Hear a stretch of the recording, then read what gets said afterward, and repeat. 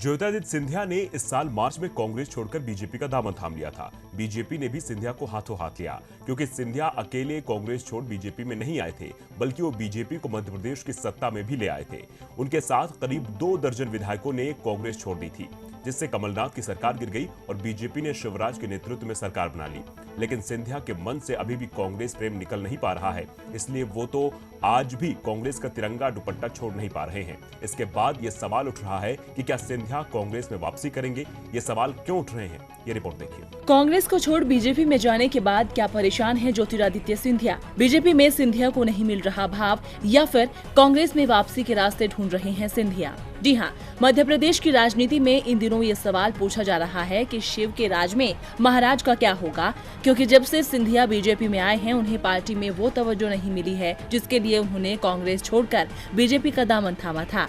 BJP में सिंधिया को आए 6 महीने हो चुके हैं, लेकिन अभी तक उन्हें मोदी सरकार ने ना तो मंत्री पद दिया है और न ही बीजेपी संगठन में अहम जिम्मेदारी। मध्य प्रदेश बीजेपी में भी उनके समर्थकों को अभी मायूसी ही मिली है।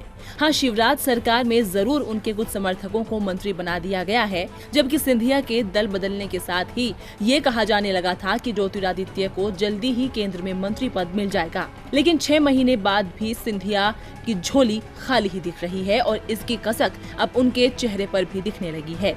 इस समय ज्योतिरादित्य सिंधिया ग्वालियर चंबल संभाग के दौरे पर हैं, क्योंकि मध्य प्रदेश में जिन 27 सीटों पर चुनाव होने हैं उनमें से 16 सीटें इसी अंचल की है और ये पूरा इलाका सिंधिया के प्रभाव वाला माना जाता है।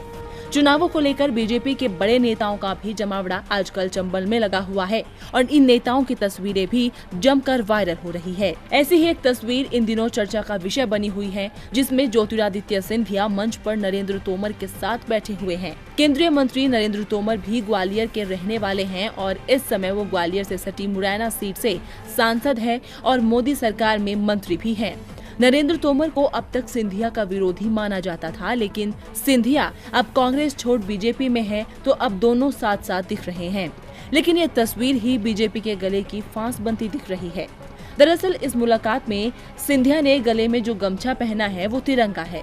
तिरंगे गमछे का इस्तेमाल कांग्रेस नेता और कार्यकर्ता करते हैं। इसके बाद से ही ये सवाल उठ रहा है कि सिंधिया के मन में अभी भी कांग्रेस है क्या? इसीलिए बीजेपी के सार्वजनिक कार्यक्रम में सिंधिया कांग्रेस का दुपट्टा डालकर पहुंचे। वो मतदाताओं को क्या संदेश दे रहे थे? इस तस्वीर को अपने ट्विटर अकाउंट पर पोस्ट करते हुए कांग्रेस विधायक और पूर्व मंत्री पीसी शर्मा ने लिखा, महाराज ने पार्टी भले ही बदल ली है लेकिन गमछा नहीं बदला है, कुछ कसक अभी भी बाकी है शायद। एमपी कांग्रेस के प्रवक्ता नरेंद्र सलूजा ने तो सिंधिया को चुनौती देते हुए कहा कि अगर उनमें हिम्मत है तो वो सिर्फ भाजपा का गमछा अपने गले में डालकर दिखाएं। अब सिंधिया के कांग्रेस प्रेम को लेकर बीजेपी जरूर परेशान हो सकती है।